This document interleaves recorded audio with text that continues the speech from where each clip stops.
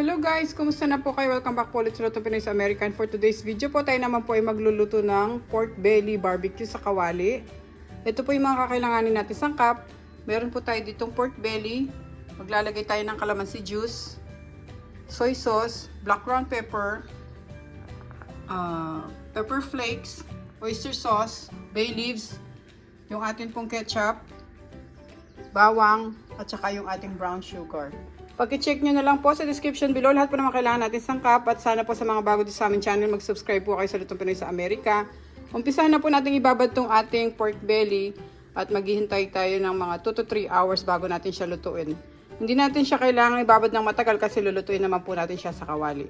Okay, magsimula na po tayo. Dito sa ating Tupperware o yung ating container, ihahalo na natin yung ating mga ingredients. Lagay natin yung soy sauce, calamansi juice, black ground pepper, lagay natin yung bawang, brown sugar,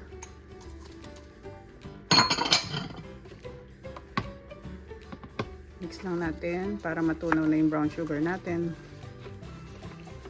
Tapos yung pepper flakes, bay leaves, yung ating ketchup,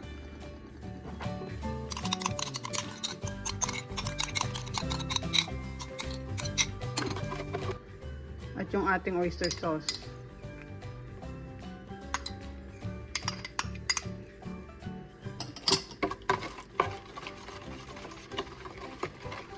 Tunawin muna natin mabuti yung ating brown sugar para maglasa ng husto dito sa ating sauce.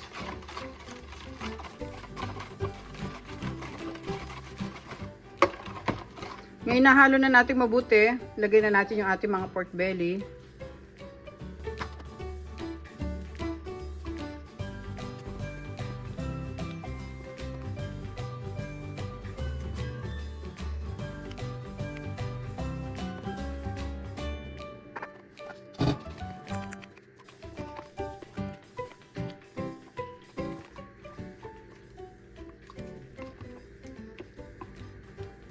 Kaya mas maganda talaga guys kung malalim yung gagamitin nating container para babad na babad sila. Tapos ilalagay natin sila sa ref.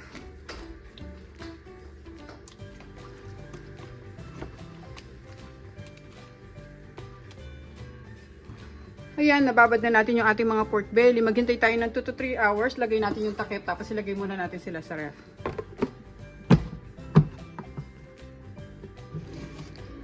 Ngayon, kinuha na natin yung ating pork belly barbecue sa ref. Ayan, sumipsip na sila ng husto sa ating sauce kasi 3 hours natin silang binabad. So, pwede na natin sila lutuin sa ating kawali. Painit na tayo ng kawali. Ngayon, mainit na yung ating kawali. Ilagay natin yung ating apoy sa medium heat kasi hindi natin sila pwedeng biglain. Kailangan medyo mahina lang yung apoy natin. Lalagay muna natin yung ating mga pork belly. Hindi na tayo maglalagay ng mantika guys kasi magmamantika ito dahil may mga taba-taba yung ating pork belly.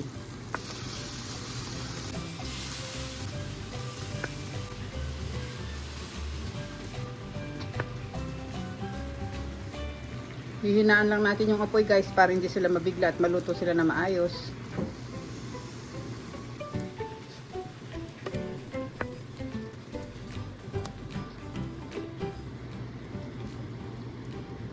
Pagkasyahin na natin sila lahat dito.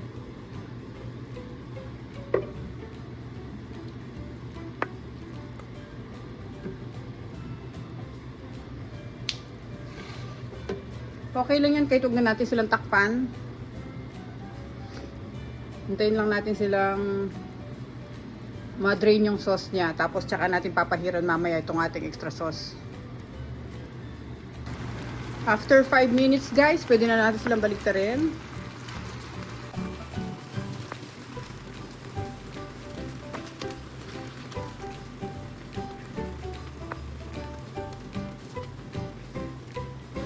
Hintayin nating matuyo yung sauce niya hanggang sa lumabas na yung sarili nilang mantika.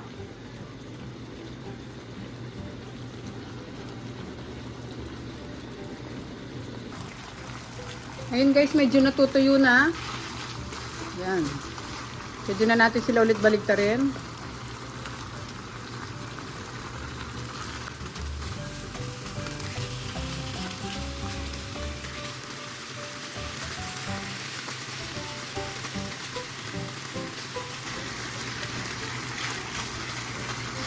Pahid na tayo ng sauce, guys.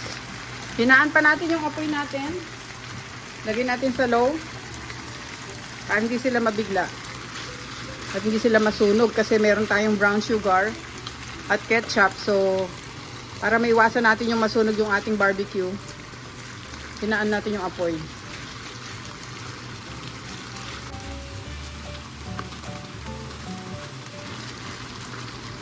Pahid-pahiran lang natin sila ng sauce hanggang sa maluto sila.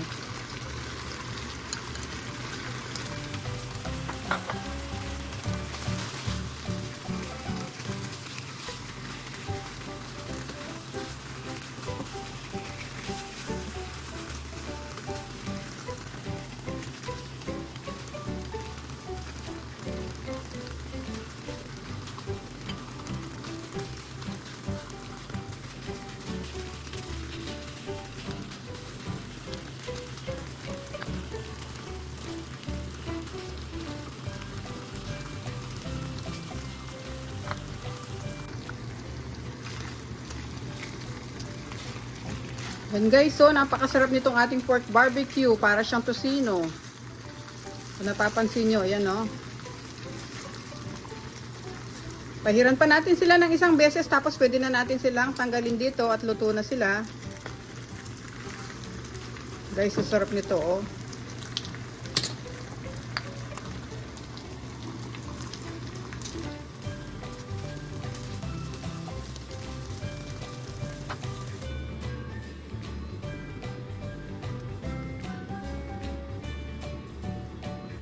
Okay guys, ito na po yung ating recipe for today, ang ating pong pork belly barbecue sa kawali. Napakasarap po nito guys, try nyo po, para po siyang tocino. Kung tinatamad po kayong magluto sa mga grill ninyo or tinatamad kayong magpabaga ng apoy, ito po subukan nyo. Oh. At hindi na po kayo mausukan, hindi pa po kayo maiinitan. Napakadali lang pong gawin. Maraming salamat po ulit sa panonood. Sana po mag-subscribe kayo sa Lutong Pinoy sa Amerika at sana nagustuhan nyo itong recipe natin for today. At pakicheck nyo po yung other videos namin. Marami po kaming masasarap na mga recipe doon na pwede pong lutuin para po sa pamilya nyo.